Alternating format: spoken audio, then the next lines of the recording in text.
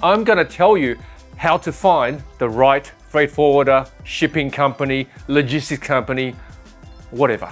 And I'm gonna cover all of these little bubbles. As you can see from this beautiful illustration, there is fit in the middle. What does that mean, fit? In any relationship, you have to be compatible. So let's go through this one by one. Firstly, let's focus on their size versus your size. You really want to know how big is their company. Whether it be a one-man show, two-man show, or a 2,000 or 20,000 man show. Neither is good or bad, but clearly if your size is 20,000 globally and you're working with a local company of only 100, you're not going to have a good time. Okay, so make sure that is comparable. You can sort of say, well, you know what? I'm of this size. I require these multiple touch points, be it local, regional, or international. I need to have the confidence in knowing that the supplier I have chosen can offer me the touch points where I am at. Not that it will always mean that because you've got a local touch point, it's going to be perfect. I'm not saying that. Sometimes it is one of the important elements to consider. If you want to use the right provider, ask them where you sit in their business. You could be a multinational, they could be a multinational. If the amount of business you bring to them isn't in their top 20, doesn't matter what size you are, it means nothing. Ultimately, it has to translate to a dollar point. If you're operating 2-3 countries, right, and you're using a company that's everywhere in the world, let me assure you that you are not even going to be in their top 50 of clients. Their size versus your size, have a think about it. It is an important consideration, but not end all be all. Their industry experience versus your industry experience. You want to ask them, well, you know, how long have your business been around? The person could say, look, we've only been around 5 years, but we started this business based on these leaders within the business who cumulatively has over 50 years industry experience. In that regard, then yes, their individual cumulative experience, industry experience, trumps the 5 years experience that they've had just running that particular business. Because those experienced folks say, look, you know what? We believe we can do better with our experience. Let's come together, create this new entity and bring something fresh to the market. And that's sometimes a lot more exciting to me if I was a user of that service than just go for one of the larger names because their name is everywhere, therefore I feel secure. That's one of the biggest assumptions that you will ever make, okay? What does your industry experience mean? Your industry could be a specialized industry that requires certain nuances, the way you communicate, your industry jargons, and so forth. If the provider you've selected has many number of years of experience or many clients within your industry, some of the pitfalls that may come with your goods or your industry, they would have already discovered them. They're gonna know straight away how your goods are moved, what your competitors look like, and what are some of the implications should your goods not be delivered on time. One of the first most prominent industries I focused on was the vinyl importing industry. Once upon a time, little old me used to control the most amount of imported records of dance music, you know, that DJs used to buy playing on the turntables. I learned a lot through my first few customers, and using their experience, I was able to understand a bit more about the industry, what made these record stores tick, what DJs were wanting, what time frames they were operating on. And before long, I was able to recreate how records was imported in the country, which meant the world to a DJ who wanted to get their hands on the latest record releases. So that's just a little example of when you're working with a shipping agent or a freight forwarder who understands the industry, because they know what makes your industry tick, then they're gonna know what is important to you. Words on the street, that's a pretty simple one. Once you've done all your various crossing your T's and dotting your I's, the final check and balance you want to do is you want to go and find out, okay, well, what are others saying about this company that I'm about to jump on board with? Let me read some reviews, or ask the sales guy or whoever you're communicating with on that company, give me some references to give you an idea what this company means to them, okay? And this is why it ties in so well on this side, whereas what is your size versus their size. Now, whoever's going to give you the reference of their customer, they are going to be one of the more important customers. And that will come because of their size, what it means to their business. Now, if you know that you are actually going to be worth the same amount to that company, you're on good standing. Multinational versus local. Am I biased towards my business and all of the local independents that fights hard on the streets every day against the multinational? Absolutely.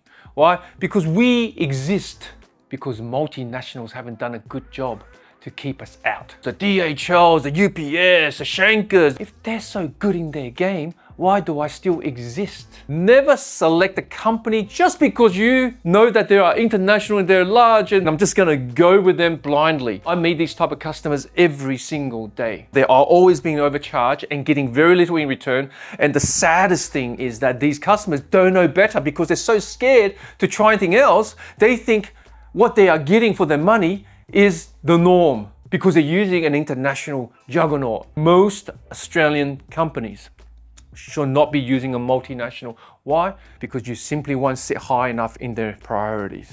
Go for any Australian company that's been around for a decade. You're gonna be hitting the sweet spot when it comes to Australia or New Zealand for that matter. Culture and vision. It is very obvious to me that one of the least considered factor when they make this selection is what the company culture and what the company vision is about. They will focus on the rates, because if they meet one shipping agent, 10 shipping agent, however many shipping agents they meet, and all they do is the same talk, say the same thing, and invariably most of it will be congregating around the price, that's the most illogical thing to say to someone. Understand logistics is the fuel that drives your livelihood every second of every day.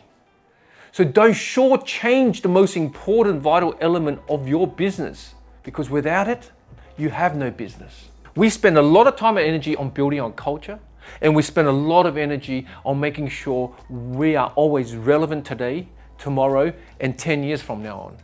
Why? Because now you know the company you're working with isn't a fly-by-night. That is why culture and vision of the company you select is so important, right? It's rarely focused on, but it is probably much more important than the price. Ease of doing business. What do I mean by that? The ease of doing business you can only discover once you start. You should always start every relationship with a trial period, but commit to it. Instead of saying, okay, La, give me your rates, tell me where your services are, okay, you tick, tick, tick all my needs, the rates looks okay, tick, tick, tick, tick, tick, okay, let's start. And I'll be saying, hold your horses, let's start for 3 months. But I want every single bit of your business. Any donkey can transact 1 or 2 shipments, and if you're like on trial, they're gonna make sure they mother that shipment like there's no tomorrow. The only way is do your due diligences by following these things, and then commit 3 months, 6 months, I'm gonna give you everything, I'm gonna chuck all the spanners in the works, and I'm gonna see how you perform. Now, during the process of this trial, it's one thing to get all your shipments done and transacted and delivered. Another is saying, well, how was my experience? Was I feeling stressed along the way? Was I confident in what they were doing for me? Was I treated with respect and care? Those are the things that will help you arrive at the ease of doing business, because ultimately a professional entity which you have paid good money to do the job shouldn't be pulling your head into what they are doing for you, because you're already paying money for it. Our job is to push your head out of the thing that you're paying us to do and allowing you to focus back into your business so you can further develop your products, make your supply chains more efficient, better your manufacturing process so you can concentrate on your business. All your stakeholders within your business, along with your manufacturers, should know clearly, precisely who to contact for what, right? In our business, all our customers only get one person. So it doesn't matter whether it's their office in US, New Zealand, they all know the first port of call is that one solution specialist we assigned them, so that that person can deliver the service and responses you need when you need it. That is what ease of doing business means. Scope of service, that's an obvious one. You might have air freight, sea freight, import, export, customs clearance, trucking, domestic transport, warehousing, e-commerce, pick and pack, fumigation, whatever plethora of services you need in your business, make sure the company you're selecting actually can do it. And ideally, especially when it comes to local services like warehousing, like transport, try to find the providers that have their own assets. No company is going to have fixed assets for every piece of work they do. But by having some fixed assets, that company actually knows the nuances, what it is to operate that service and that product. If you have an entity who only subcontracts and doesn't actually know how to do the work, then you're gonna come off second best, because that company knows how to outsource, but because they don't have the technical know-how, whatever their understanding is but preliminary, and therefore they will always be dragged by the nose of the people who know better than them, which is not them. So this is why I say, as a shipping company, agent, freight forwarder, it is not our job to have our own fixed assets. However, it is important to have all the services you offer operated under your roof on one shape, size, or form. Why? Because your people then become knowledgeable and experts in how to work with that product, so that when we do outsource, we know what is good from the bad. So make sure the scope of service is all covered for your needs, and ideally every service that you require on the local services, that this company have actually gotten their hands dirty by operating in a warehouse, by having its own people driving the trucks, having its fleet managers coordinating the fleets and making sure all the routes are efficient and so forth. Final point, very important point, IT development. Now, if I was doing this slide, for example, maybe 20 years ago, that probably wouldn't be as important. Today, it's all about tech, tech, tech, tech, tech. Our industry is one of the oldest industries in existence. And because there is so many hands within it, it is very hard to digitize. Many have come before and many are coming now, and they will continue to fail, because it is a hard industry for these tech companies to get their heads around what this industry is and how many sets of hands there are and the juggernaut that is everything, let alone writing an efficient code. Let's face it, most people sell online these days. Most people have e-commerce businesses. The orders are generating 24/7. So you want to understand, what is this freight company I'm using? What is their technology? Because believe me, the APIs of the world, you're gonna want to make sure the company you're using is on par with your technology experiences, because only then can you start automating processes. Without automation, you just simply need too many people and eyes and physical hands to do it manually. And we all know labor costs in the Western world today, especially Australia, is not cheap. So IT development is very, very critical. And in fact, I will go one step further. You need to understand, what is their platform and what is their vision for the future? How are they transacting in their business through tech so that they remain relevant and in fact can give you a competitive advantage? In our industry, for example, there is only but one or two big names in terms of off-the-shelf software. And sadly, most multinationals are now gravitating towards this one software. Where's the competitive advantage when it comes to tech?